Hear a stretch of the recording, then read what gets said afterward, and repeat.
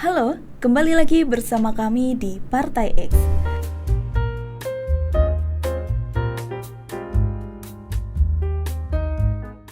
Kabinet Merah Putih adalah terbesar sepanjang sejarah. Bisakah lebih efektif? Kabinet Merah Putih yang diumumkan oleh Presiden Prabowo Subianto pada 20 Oktober 2024 merupakan kabinet terbesar dalam sejarah pemerintahan Indonesia dengan total 48 menteri, 56 wakil menteri, dan 5 pejabat setingkat menteri. Nama Kabinet Merah Putih diambil dari kesepakatan antara Prabowo dan Ketua Umum Partai Politik dalam koalisinya, dan kabinet ini akan menjalankan tugasnya untuk periode 2024 hingga 2029 bersama Wakil Presiden Gibran Rakabuming Raka.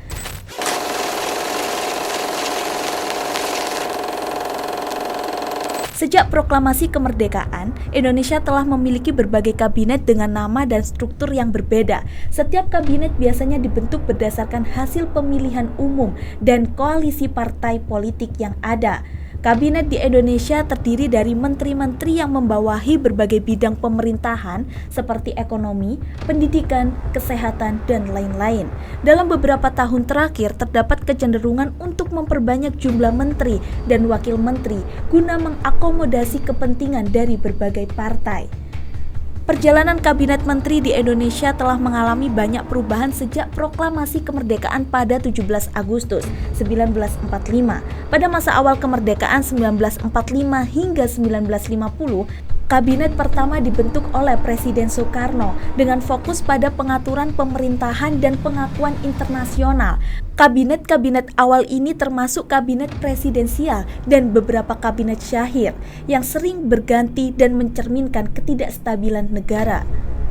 Memasuki era demokrasi parlementer 1950 hingga 1959, Indonesia mengadopsi sistem parlementer dengan 7 kabinet yang dibentuk. Rata-rata terdiri dari sekitar 20 anggota. Periode ini berakhir dengan dekrit Presiden Soekarno yang mengembalikan konstitusi ke Undang-Undang Dasar 1945. Selanjutnya, dalam masa demokrasi terpimpin 1959 hingga 1966, jumlah menteri meningkat drastis dengan kabinet Dwi Kora 1 dan 2 mencapai lebih dari 100 anggota, mencerminkan konsolidasi kekuasaan di tangan presiden. Setelah jatuhnya Soekarno, Soeharto memimpin selama Orde Baru 1966 hingga 1998 dengan kabinet pembangunan yang berfokus pada stabilitas negara dan pembangunan ekonomi. Selama periode ini, kabinet memiliki jumlah anggota yang lebih tetap, berkisar antara 24 hingga 44 orang. Setelah reformasi tahun 1998, Indonesia mengalami perubahan signifikan dalam struktur pemerintahan. Kabinet Reformasi Pembangunan oleh B.J. Habibie, Kabinet Persatuan Nasional oleh Abdurrahman Wahid, dan Kabinet Indonesia Bersatu oleh Susilo Bambang Yudhoyono masing-masing memiliki sekitar 34 anggota. Lalu, di bawah kepemimpinan Joko Widodo, jumlah menteri tetap stabil di angka sekitar 34 orang, namun membengkak di era Prabowo menjadi 49 menteri. Masalah kurangnya koordinasi yang selalu ada.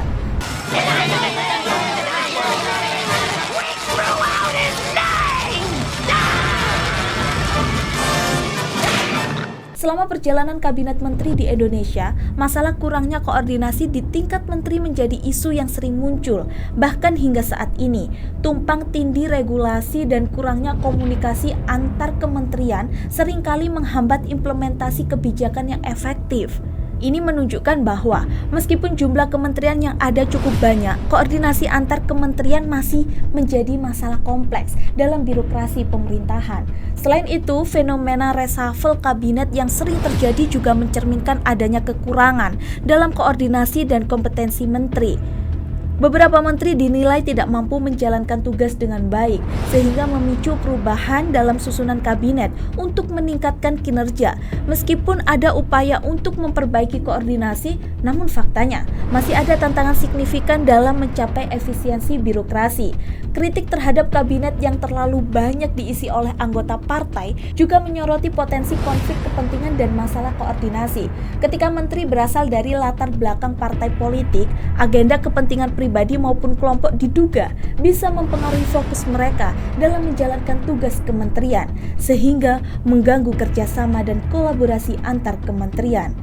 Biasanya kan kita tidurnya jam 2, bangun jam 5 subuh, habis itu tidur lagi kan, nanti bangun jam 7. Nah ini enggak ini, kita tidurnya jam 2, jam 4 udah bunyi. Tapi itu bagus. Indonesia telah melaksanakan berbagai proyek infrastruktur nasional seperti pembangunan jalan tol, bandara, dan stasiun kereta api. Namun, seringkali proyek-proyek ini mengalami keterlambatan dan pembengkakan anggaran akibat kurangnya koordinasi antara kementerian dan departemen terkait.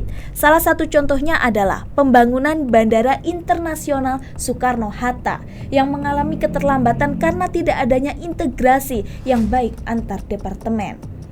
Selain itu, tumpang tindih regulasi seperti yang terjadi antara Kementerian Energi dan Sumber Daya Mineral (ESDM) dan Kementerian Lingkungan Hidup dan Kehutanan (KLHK) terkait izin tambang minyak bumi menunjukkan adanya hambatan dalam pengambilan keputusan dan implementasi kebijakan.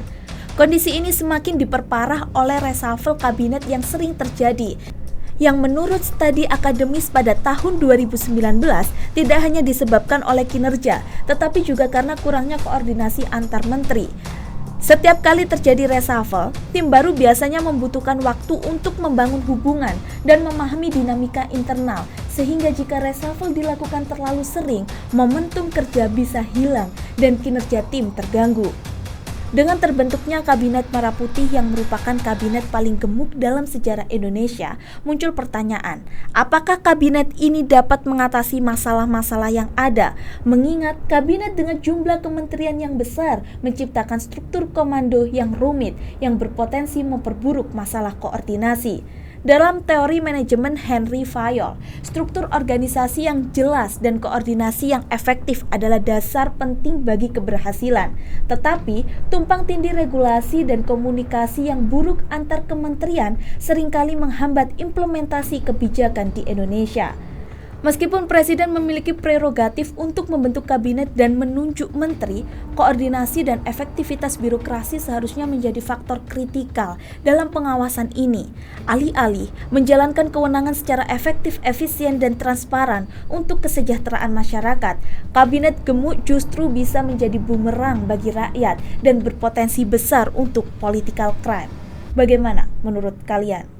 Partai X mengajak negarawan yang sudah selesai dengan diri sendiri, berpengalaman, ahli, dan memiliki integritas tinggi dalam urusan pemerintahan serta negara untuk memberikan kontribusi lebih besar bagi bangsa.